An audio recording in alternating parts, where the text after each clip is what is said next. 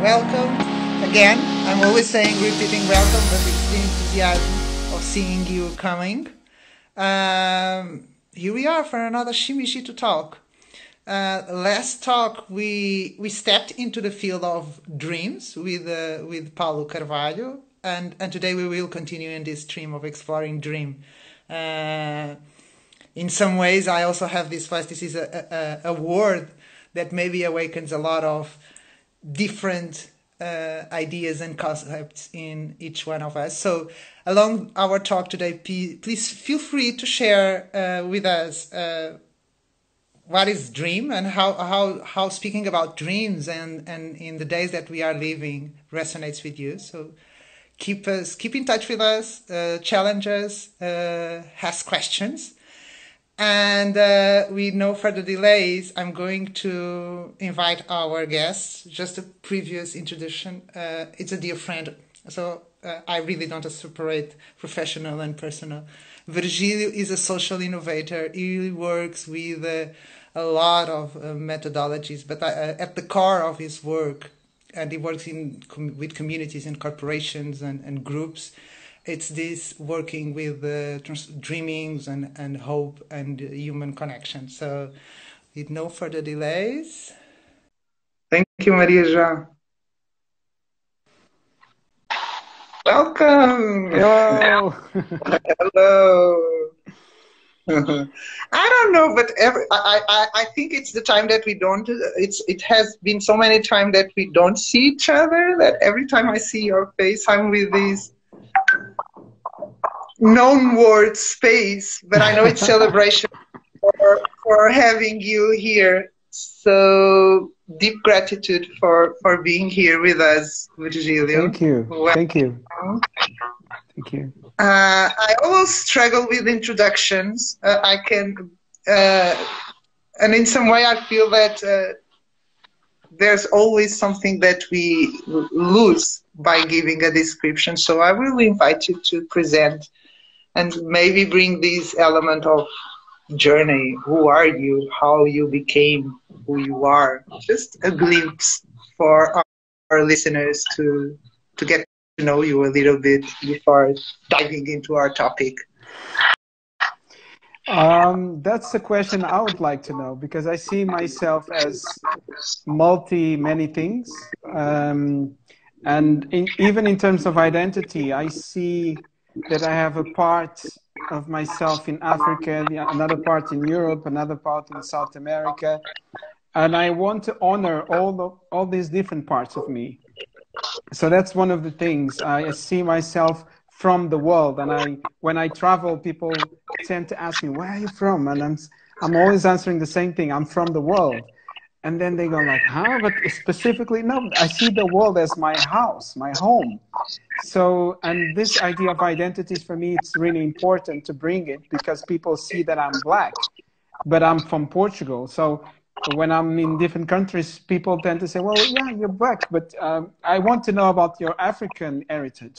And I say, well, I can tell you about my Portuguese heritage as well as my African heritage, as well as other heritages, because I want to see this fluidity in my identity.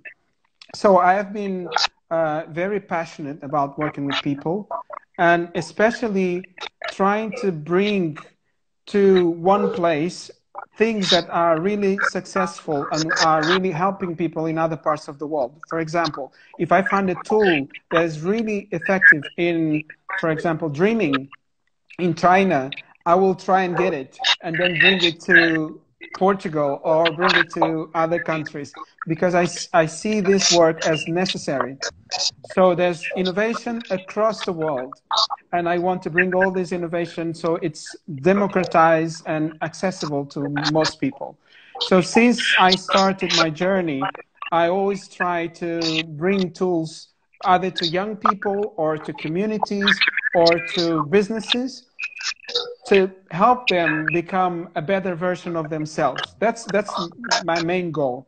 And to do that, I went through corporate world, social organization, until I decided to open my own business and become an entrepreneur, a consultant and facilitator, and so on. And all these different things that I do they are aligned with who I am and my values. And this is really important to me. So how can I put my values and who I am in together with the service that I'm offering? So when I'm working, I'm not thinking that I'm working. I'm serving from a place that it's my joy and it's my happiness doing it. I don't know where to pick. You spoke so many. You awakened so many things in me while you were listening.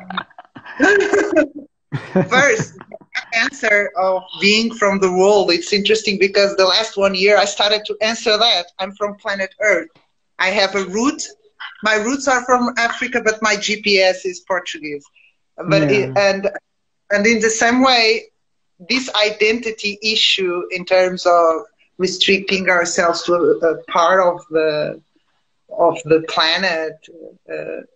You also brought me to one of the elements of your current work, that is the connection issue. Yeah. But I don't want to step completely until that to that place.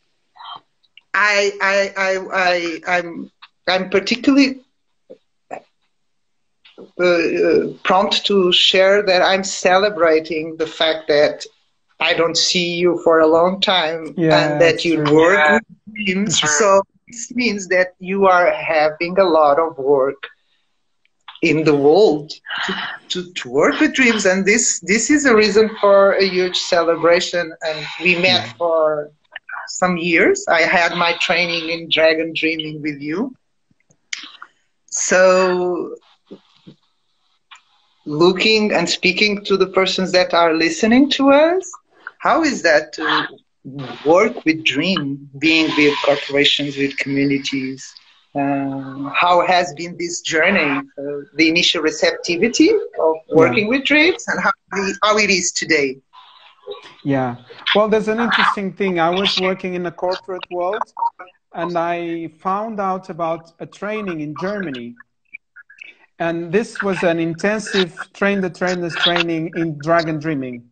Dragon dreaming it's a method, it's a system, and it's also a philosophy to design sustainable and collaborative projects.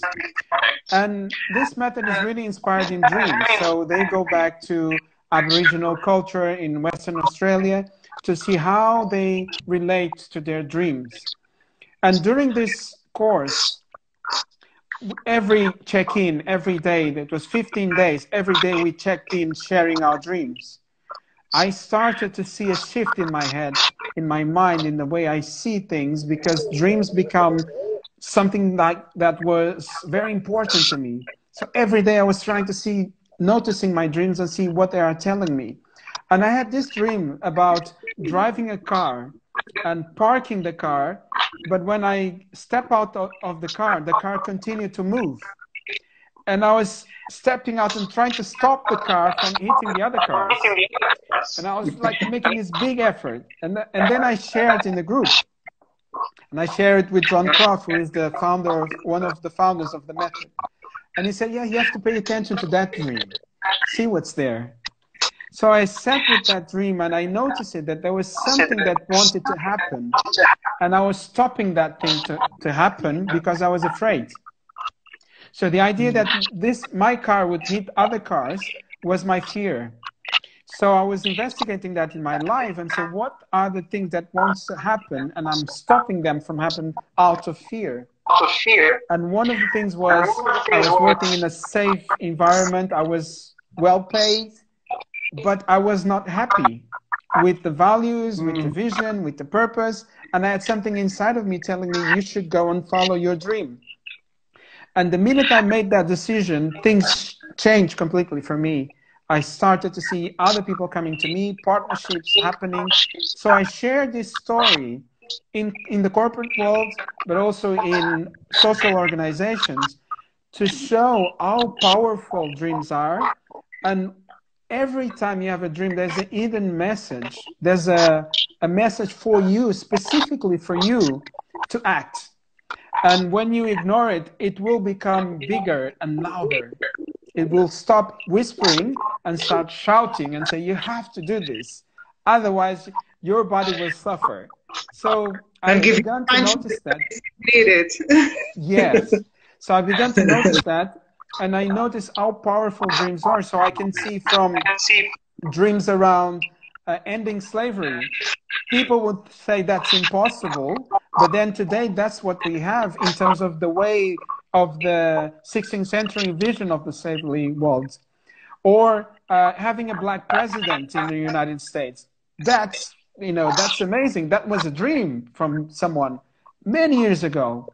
So we see that every time we have an innovation or a service, they come first in people's dream, in collective dreams.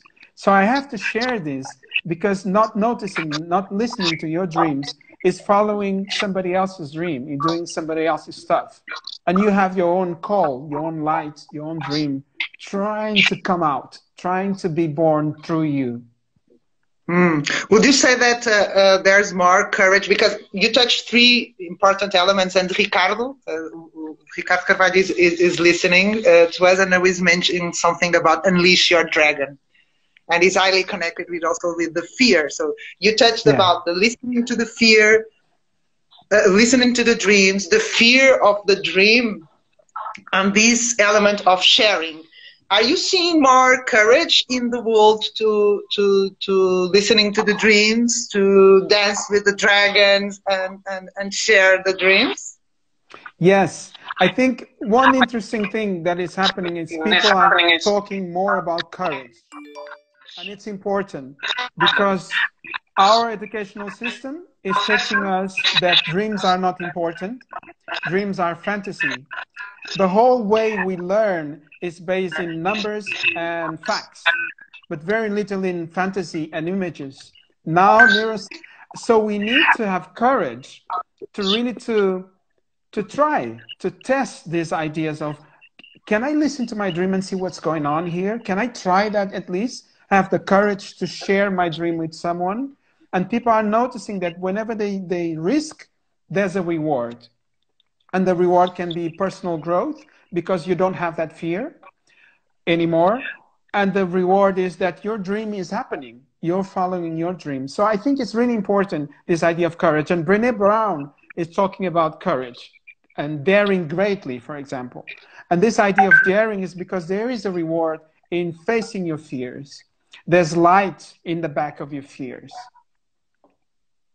There's a reward, and if you don't follow it, you punch. I got a few punches when I was not following my dream. So, and sometimes it gets tough. No. Yeah.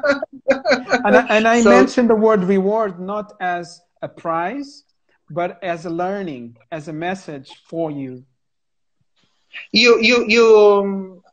And I can only speak for my personal experience. You get your hands on precious parts of yourself that were not present or were not being used. I think that's the reward. It's whoa! I was able to rescue, to get hands at another piece that it's really authentic myself and not some message of society of if I'm wrong or right, if I belong or if I do not belong. It's a movement of self-love, indeed.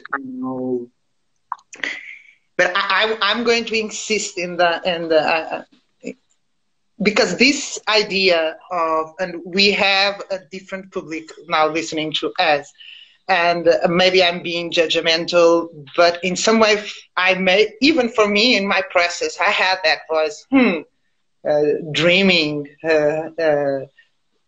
I was so conditioned in terms of beginning with factual data, with rationality, that this journey of believing that it's possible to start something in the world from the dream was frightening. And one of the gifts that not a gift, but one of the evolutions that I see in this courage to follow the dreams, it's as you allow yourselves to give voice to them, you are also giving the space for people to share them. So there's this dual dance. And I'm noticing that nowadays, even with more institutional and corporate work that I do, I'm much more willing to speak about dreams, to speak about energy, to speak. I have this building that we are inhabiting. it first had to be dreamed. So I know that you have you are involved and you work with with many corporate Portuguese institutions and big institutions, and with some of them you have done a long work. Tell me about this specific experience in the corporate world. I'm particularly addicted in knowing that, because for me it's where the transformation is. It's really awesome. Well, for me, one of the things that it's important when I work in corporate world is that I'm not thinking that I'm working in the corporate world. I'm thinking about people that I'm working with. So when I see this perspective of people that I'm working with, they have the same things that I have. You know, they have two arms, they have one head, they have a heart. They feel when I pinch them. You know, they have thirst. They love things. They enjoy things. They suffer when things don't go according to their vision. So all of these things are starting points for dialogue and conversation. So one of the things I do is sometimes change language, because I know that if I'm bringing certain languages that are associated with a certain group or a certain type of worldview, that might not be the best way to start a conversation. So dreams can become vision, and it's fine, okay? Or fears can become blockages. And we need to find ways to be able to enter a dialogue with different parts of the society. And dialogue, it's essential that you understand what is the language of this world, of the corporate world. The same thing as when you work in a social organization, they have their own languages, like kind of codes, and you need to understand that. So for me, when I enter the corporate world, is first trying to find common ground, our humanity, and then a common language. But the work that I do is exactly the same. The magic is the same. You know, the things that awaken people and makes them inspired are the same things. And I not only in corporate world versus social services and so on, but across the world. Now, if I go to Slovenia, it's the same thing that makes people laugh when you go to Brazil or when you are in Portugal. When I play a game, and I do a lot of group games, they smile at basically the same things. When I tell a story, the saddest part is the same for all different cultures. So this is my first thing, is how I find common ground. The other thing is there are specific problems or challenges within the corporate world, and top-down management, things like that, you know, they are very common in corporate world.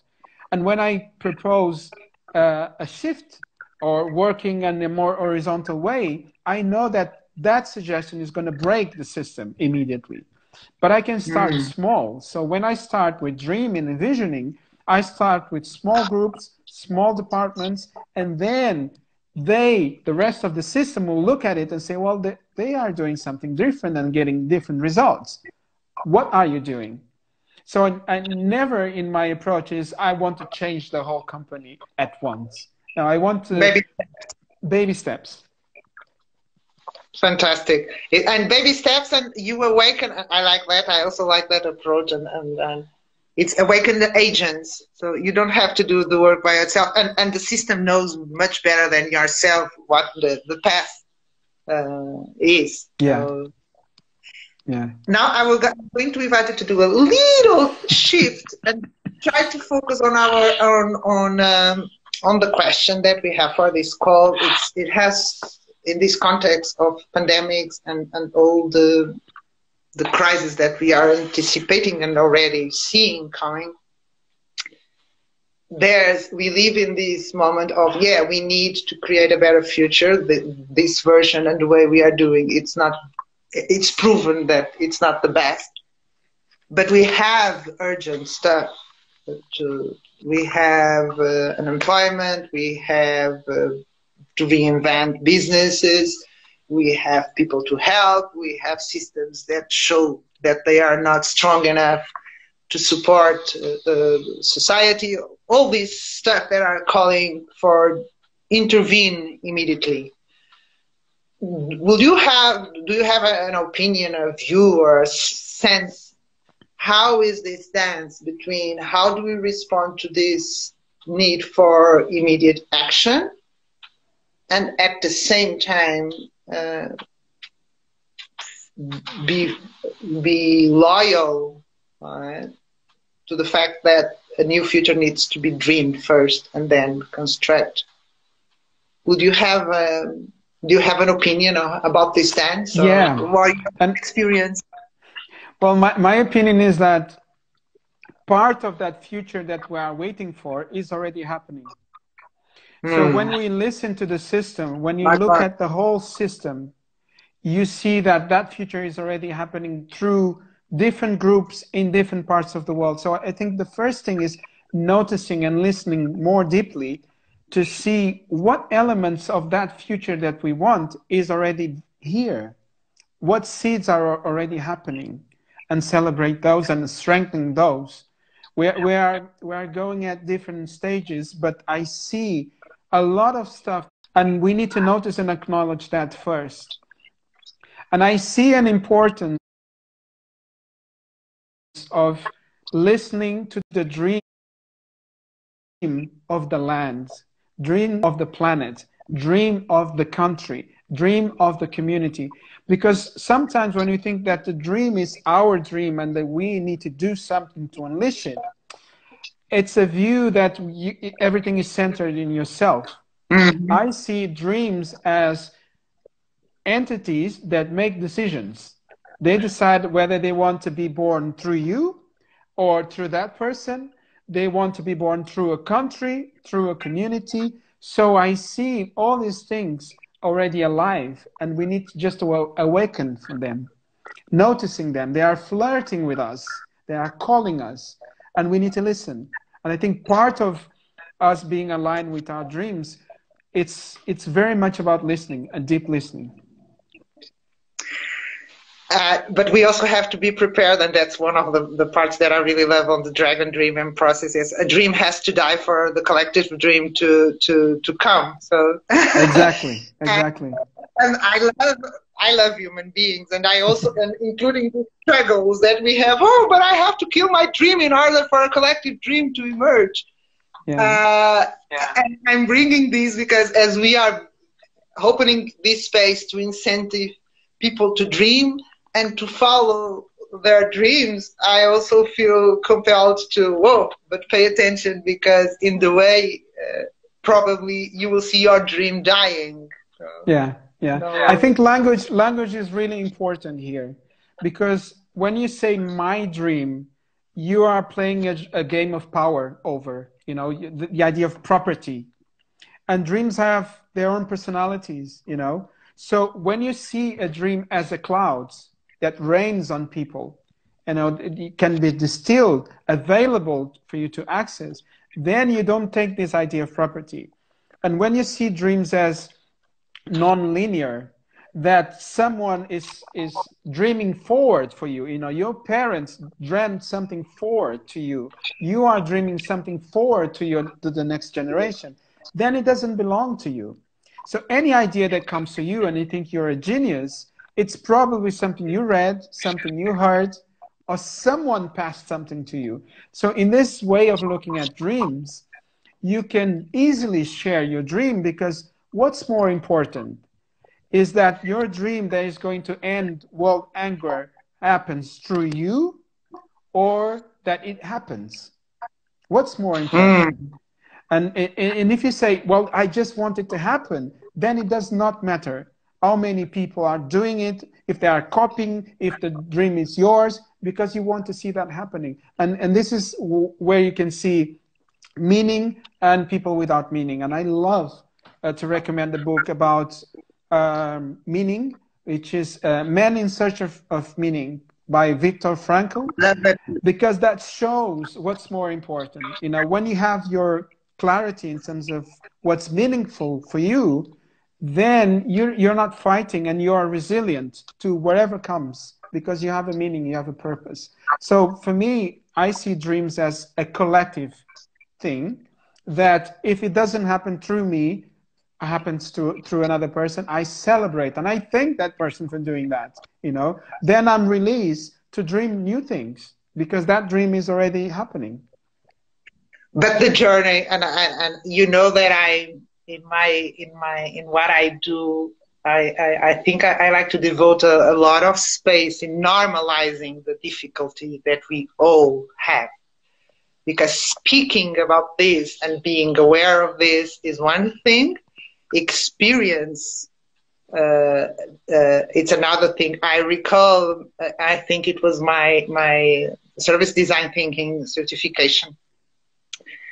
I was in the beginning of my process, and whole move, no, I'm going to leave the corporate world and the finance and the banking, and I'm only going to focus on people. And I ended up having to work in a project with a lot of technology, and I was really pissed off, so furious.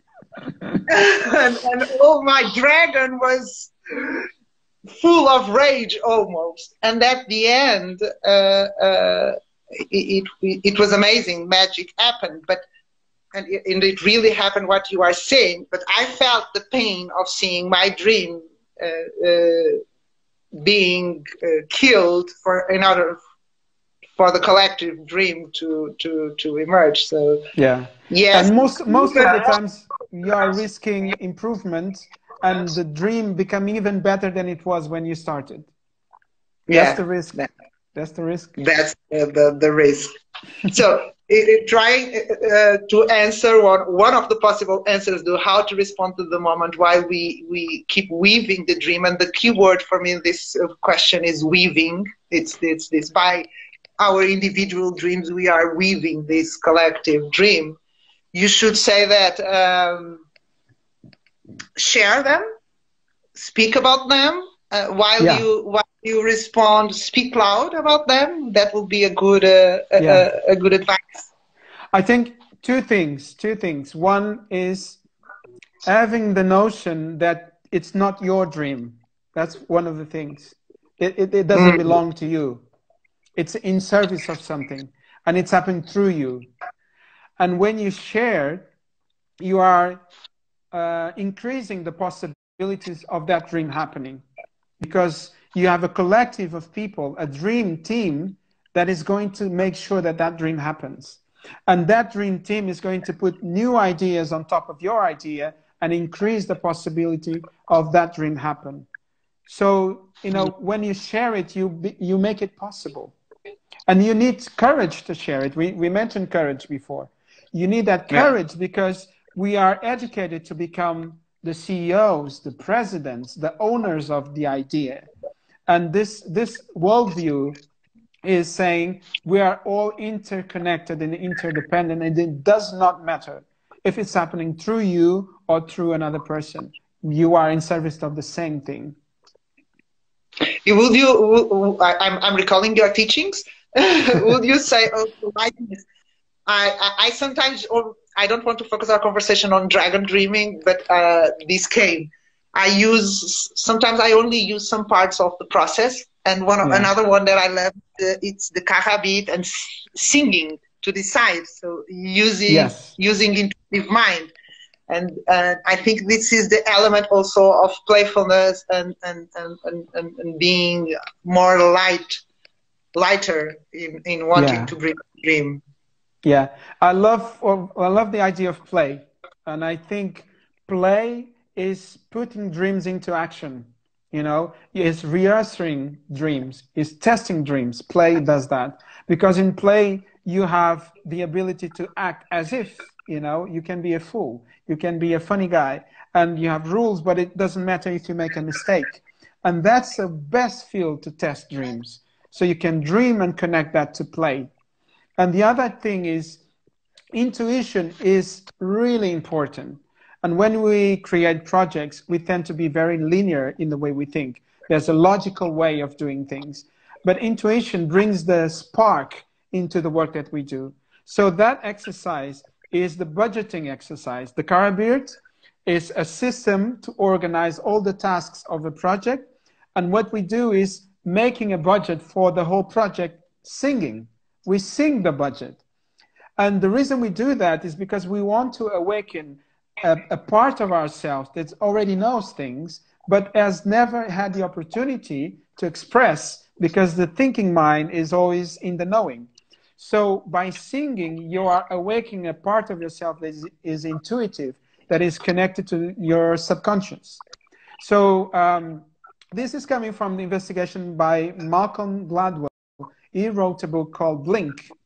And blink means making a decision like this, like based on your intuition. That you're sensing something, there's a gut feeling for something, and you make that decision.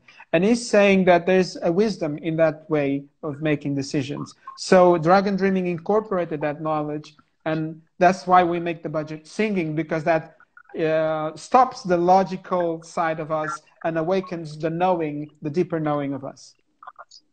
Just, I feel the need to be more specific with all of you who are listening to us. Just to give you an idea, imagine that we have to build a platform for collecting dreams or ideas inside a group. And this is done, for instance, I say that this, my experience tells me that this takes, one of the activity takes 2 hours, costs 50 euros.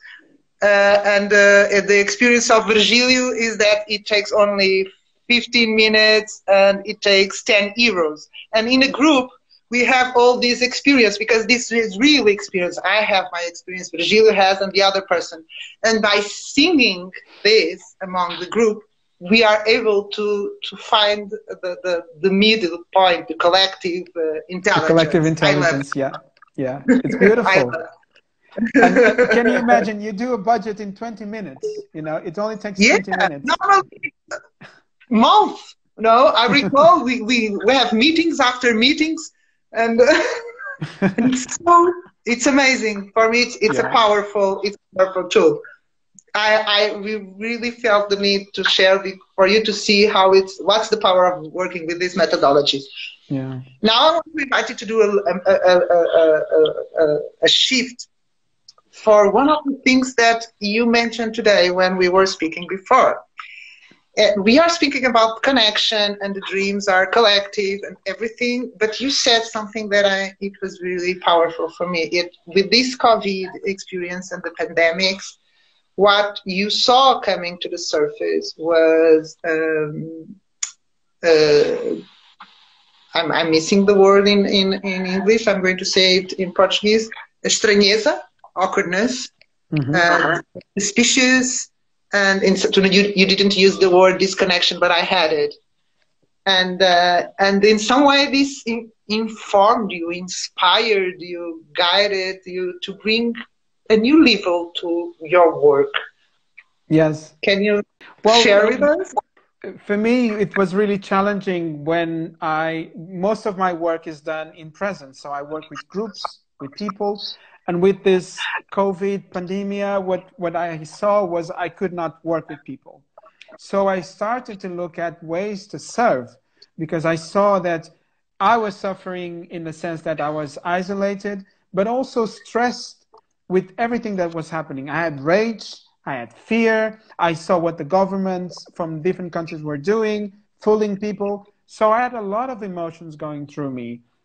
And also this idea of suspicion, you know, my mother would not come here because she was fearful. My friends would not come here because they were fearful.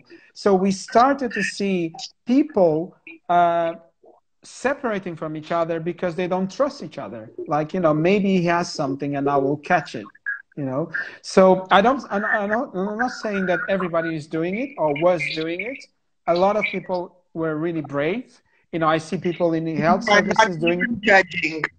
Yes, and people in the health service are doing things that are almost impossible, like Superman and Superwoman. But I saw that something was happening that was separating people. So my idea was, how can I serve from a place that increases connection in people? So I designed a process called Seeing with New Eyes, which is inspired by the work of Joanna Macy. She's a deep ecologist, and she developed this work called The Work That Reconnects. So what I do is have a one-to-one conversation with people about what's going on for them at this present moment, what are the emotions they are going through, how they are feeling it. And by asking these questions, I'm not asking the question only, but I'm also answering the question with them. So the question is for both of us. So I normally ask them about the pain, but also ask them about what they are grateful for. And this is a shift in our perspective because we are suffering, we are going through a process of separation, but there are things that we can be grateful for. You know, being alive is one of them. Having friends is one of them. You know, having the ability to think something and immediately your body responds is one of them. Having water, electricity, those basic things. So we go through a spiral that it's called the spiral of the work that reconnects. We do a one-to-one session. And then this session has a stage where you write a letter to yourself from the future. So we jump into 2030, and you see yourself in that time where everything is different, and you describe through a letter to yourself in 2020 what you are seeing in that future. So you start to imagine new worlds, new possibilities. And that's why it's called seeing with new eyes, because you gain a perspective of time. You jump to the future and you see what's there, and then you bring it back and say, well, what can I do with this information? What can I do with this vision? What is there for me? How can I act? How can I start? So this session has been really inspiring for me and for the people who have been doing the sessions with me, because we co-create novelty, you know, and at the end people come out with one idea and one action, like specific action that they can do to honor themselves, their visions, but also to serve the world. And you started this to serve. It was your immediate response to how can I serve, and you had a huge receptivity. Exactly. And I'm curious about I sense it's a very diverse, because that's something that I notice in your work. You have a very diverse universe of people, but could you, and these Shimejito talks, they really want to normalize all this new work and see that it's gaining space, and it only has the purpose of helping and not judging. So every time I have the opportunity to show it's a person like you. Yesterday I was seeing a movie that finished like that I'm you with you, the profile. Well, there's people from the corporate world, most of them, entrepreneurs, like people who want to serve designing new projects, implementing projects. There's people from the education world, so teachers, leaders. There's people from integrate new tools to navigate this chaotic moment. And people from abroad. So I had people from Brazil, from United States, from UK, and they are all feeling the same things. You know, when we go to the process, we hear the same stories of pain, suffering, but also of joy, of hope, and the idea that they can do something, they can act. So beautiful, your work. I'm so grateful for your work, and you awaken. You are one of the responsibles for awakening me also. And bless you for continuing to awakening and doing this wonderful work. Now I'm going to do the exercise of trying to wrap up our conversation. When I'm wrapping up, I invite you, if you have any question, please share it. We will try to answer. But picking up the question, how to respond to the moment while we keep weaving the dream of the future, I took very seriously you making us paying attention to the language we use. The language can create openness or can close. So I hear answers in terms of find a common ground. And this also takes us to the process of collective dreaming. And I think it's from Theory You. It starts in you, but it's not about you. No? And I really like this. Be ready to see your dreams being transformed. I'm going to reframe the word die and use the word transform. Would you have more? I think one of the things I wanted to bring is really to make use of this gift that we have, the ability to dream. Because in the story that I was sharing about my dream of the cars, if I didn't pay attention to that, I would not unleash the possibilities of things. So noticing what's going on in your dreams, meaning, sleeping dreams are also during the day. We daydream a lot. So noticing what you are daydreaming about, and then following that through is really essential. That's our power as human beings.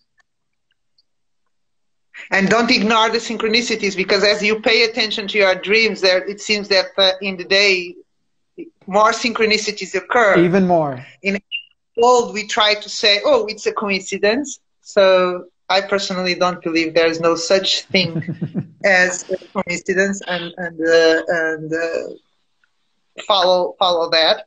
And also sharing. So yeah, we spoke about the importance of one of ways of responding. It's you may not be able to jump immediately to the construction of any dream, but the first act of sharing and having the courage to speak about your dream, it's a crucial step to build this collective. And if you dream, don't feel that you are alone. We all dream.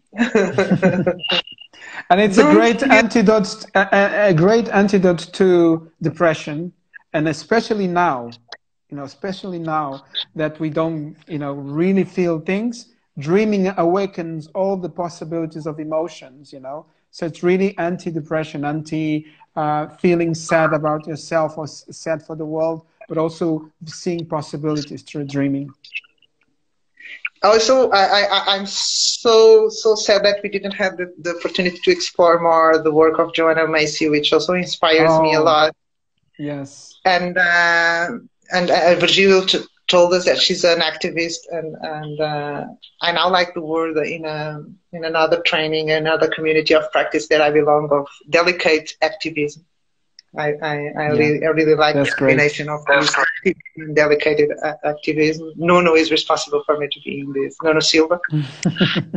And but I probably would not like to finish this talk without mentioning that for the biggest proposal that I see in Joanna Macy's work, it's that at the bottom, at the root of many of our problems is our own disconnection.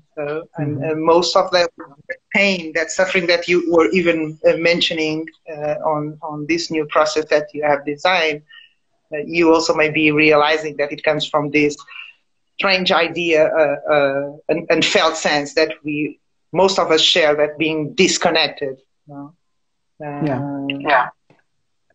For me, my aha moment was when I read about the idea of us being the planet and us being nature in the human form. So when we see ourselves as an extension of nature, what we do is we want to take care of it, as if, my arm and my left arm and my right arm, I want to take care of it. I don't want it to break. So if I see nature as my right arm, or I am the extension of nature, that changes the perspective of nature as being a place for extraction, for using for my purpose, but nature as my sister, my brother, and my mother, which I need to take care of, make sure that it's regenerated. So that for me was really important when I was studying deep ecology and the work that Reconnects, is this view of self. If I see myself as part of nature, I have billions of years, and when I'm in face of fear, I have billions of years, I've done this before. So sorry to interrupt. You are connecting with the beginning of our conversation on the Exactly. view being from the world. Yeah, and this is it, this is our work. It's really nowadays in our society we have a narrow sense of self. So it's myself, me, and a few ones that navigate around me. And as you expand your sense of self to the biggest, and this process, see these hands? This process occurs. So there's many millions of people who are doing this process of expanding their sense of self. Yeah. It has its highs and ups and downs, as all journeys. But I would say that it's one of the ways to responding to the crisis of our time. It's stepping into this process of extending our own notion of self. Another thing from Joanna Macy's work, it's the violence that we bring to the world. In some way, it's a reenactment of the violence that we are doing to ourselves by being disconnected from this arm or this limb. Yes. There, it's nature. We hope we can bring more talks to explore, because this is huge. And we are in the journey. We know that we don't know nothing. So it's a good journey. It produces good results for sure. And I celebrate you, and I celebrate all our guests, because you are an expression of those fruits. And yeah, we are already with 48 minutes. We would continue as we could go on. There's more. There's a lot more. I don't know if there's any questions from the people who are watching, because it's sometimes nice to know what they have to say, or if they have questions. Yeah, I'm trying to look. I didn't saw any question passing by. So, ladies and gentlemen, if you want to place a question, now is the time. Or you can write us. We hope you have enjoyed. I have enjoyed a lot. I had fun. What about you? I enjoyed it a lot. And I wanted to say something, that this stuff that I'm talking about is accessible. So people can go to the Work That Reconnects website, and you can see a lot of the work that Joanna Macy is doing. She's really generous, because some of the exercises are already on the website that she does, books, courses, and so on. So it's really to make it accessible to as many people as possible. And one of the things that I want to do in the future is to do a retreat on deep ecology and the Work That Reconnects, because I sense that all this time that we've been disconnected, we need to come back. We need to reconnect to ourselves. I'm laughing because I don't know the name, but it was beautiful. Thank you. No question, just happiness. Well, there's another question there. Asking, where can we know more? Maybe you want to give your site or yeah. So you can go to my website. It's virgiliovarela.com, and there you can find some of the courses, offerings. You can go to the Work That Reconnects website. There's a lot of information there. On dreams, I could recommend a lot of different authors. We didn't talk about process work and Arnold Mindell, but there you can find a lot of the stuff that I'm talking about dreams, the fact that the world is dreaming, the fact that our body dreams. So process work is one of the places that I get a lot of information. In terms of deep ecology and Work That Reconnects, there are courses around the world. There aren't many in Portugal, but I know there's a group already in Brazil. In Portugal, I'm going to do a few in the future. Yeah, that's it. I think that's enough. Greetings from Angola, Zila. Thank you, Zila. Yeah, Zila. Love to you. Wow. I have this body feeling that I don't want to finish, but we have to finish. Thank you, everyone. I hope you have enjoyed.